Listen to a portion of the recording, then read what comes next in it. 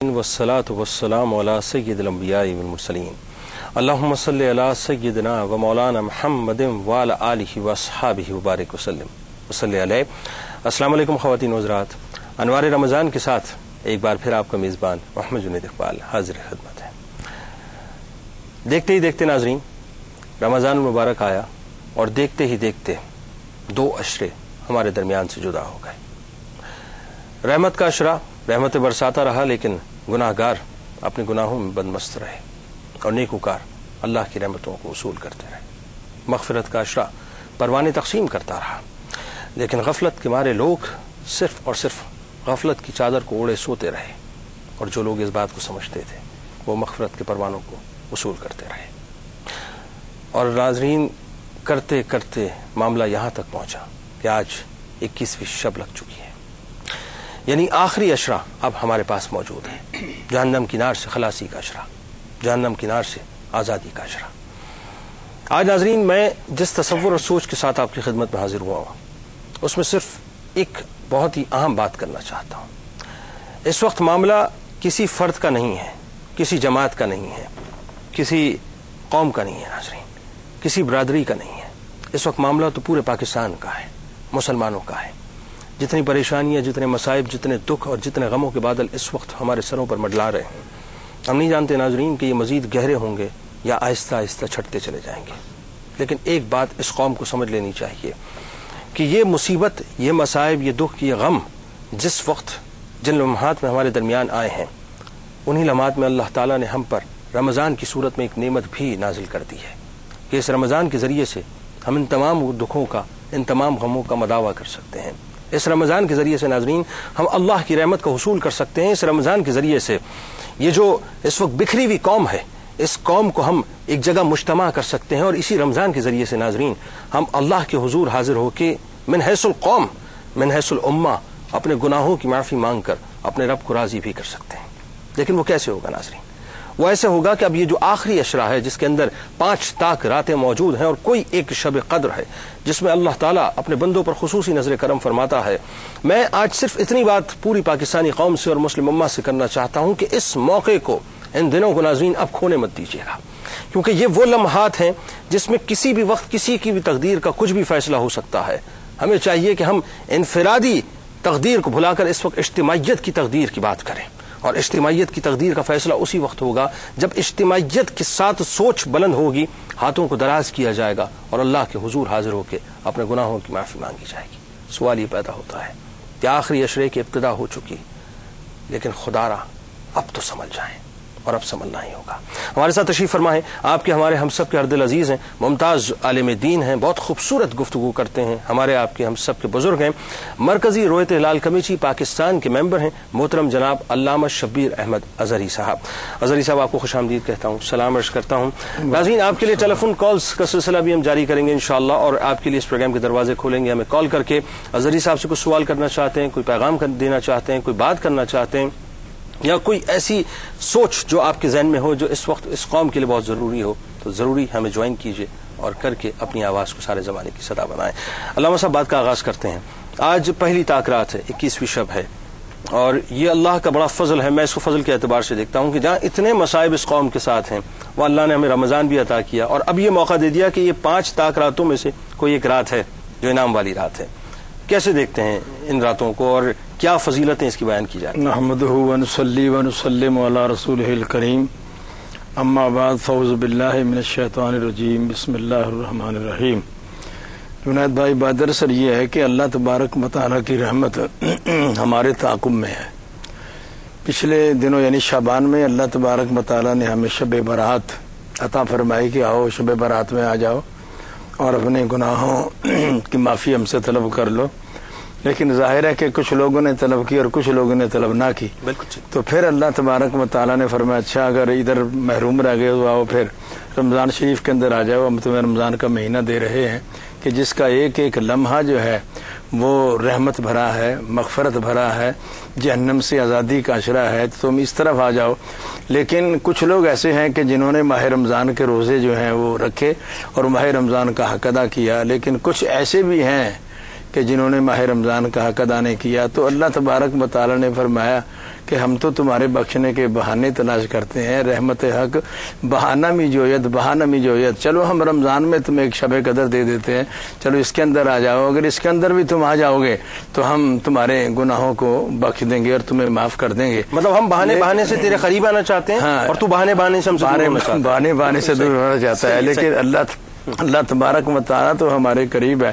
چنانچہ حدیث قدسی کے اندر اللہ تبارک و تعالیٰ ارشاد فرماتا ہے کہ جب بندہ ایک بالشت میرے قریب آتا ہے تو میں ایک ہاتھ اس کے قریب آتا ہوں، اور جب میرا بندہ ایک ہاتھ میرے قریب آتا ہے تو میں ایک گز اس کے قریب آتا ہوں، اور جب بندہ چل کے میرے پاس آتا ہے تو میں دوڑ کے اس کے پاس آتا ہوں۔ یہ تمثیل کے طور پہ تو اب آپ دیکھیں کہ اللہ تبارک و تعالیٰ کتنا رحیم و کریم ہے کہ اس نے ہمیں شب قدر جیسی نعمت عطا فرمائی، اور شب قدر کی ایک رات اندازہ کریں کہ اس کی عبادت کا ثواب کتنا ہے۔ 83 برس اور 4 مہینے یعنی ایک رات کی عبادت کا ثواب ہے۔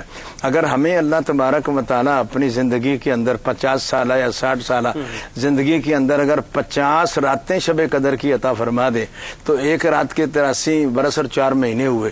اب آپ اندازہ کریں کہ ہمیں کتنی عبادت کا اللہ تبارک و تعالیٰ ثواب عطا فرمائے گا۔ ویسے بھی اس دور میں تو 83 برس ایکچوئل عمر نہیں ہوتی، عمر نہیں ہوتی۔ اور پھر حضور سرور کائنات صلی اللہ علیہ وسلم نے ارشاد فرمایا کہ تحروا لیلۃ القدر من العشر الاواخر فی رمضان، کہ لیلۃ القدر کو رمضان کے آخری عشرے کی راتوں کے اندر تلاش کرو۔ اور یہ سرکار نے کس وقت فرمایا؟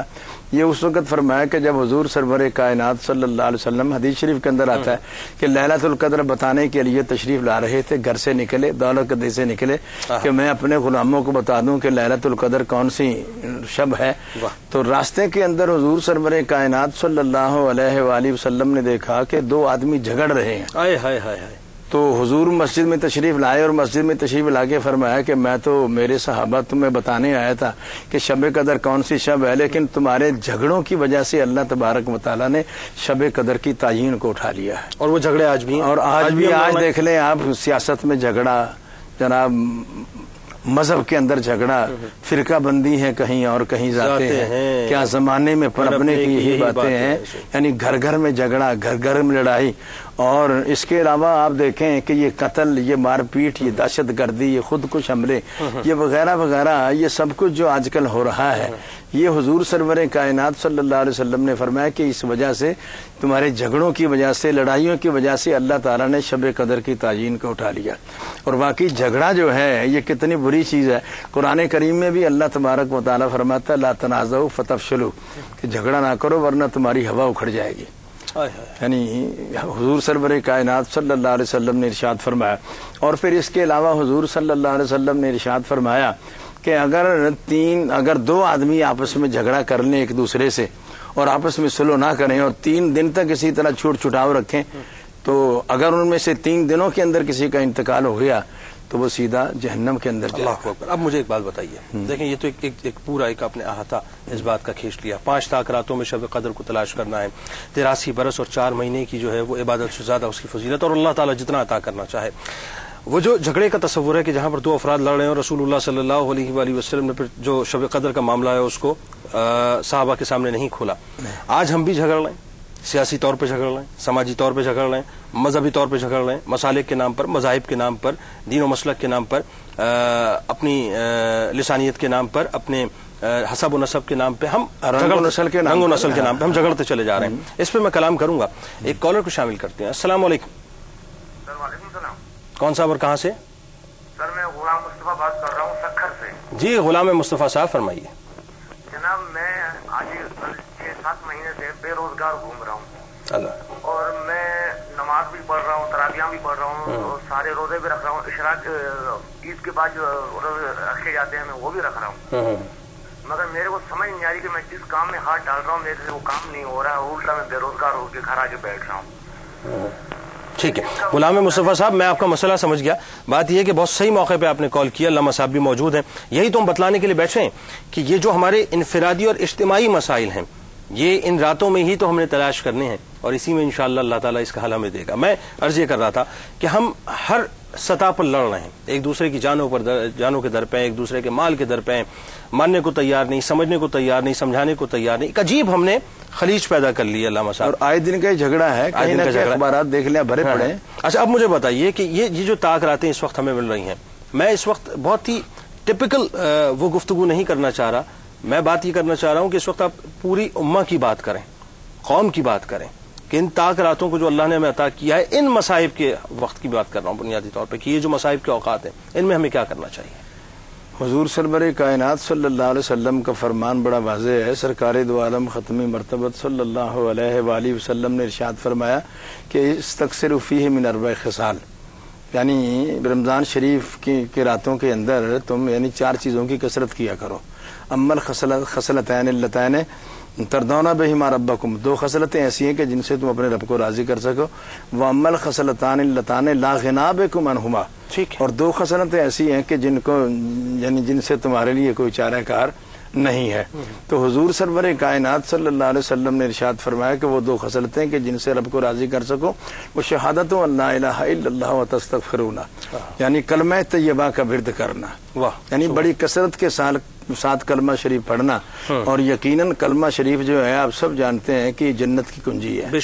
کلمہ جو ہے من قال لا الہ الا اللہ فهو داخل الجنہ, اور پھر کلمہ شریف جو ہی آدمی پڑھ لیتا ہے تو اس کے لیے اللہ تبارک و تعالی جنت کے دروازے کھول دیتا ہے. موسیٰ علیہ السلام نے